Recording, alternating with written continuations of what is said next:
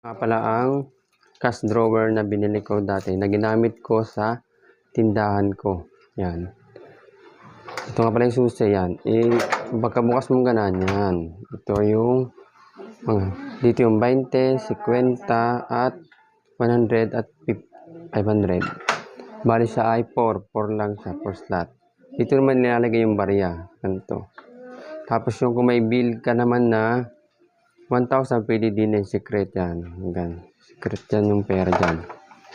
Dito rin yung mga 20s na barya, 10, tapos 5, tapos yung mga pipisuin dito. Pwede ilagay yung barya dyan. Tapos, ito nga palang ganito ay connection sa POS o sa computer. Yan.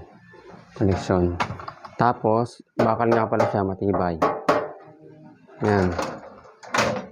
Tapos, ari yung lock. Kung gusto nyo ng ganitong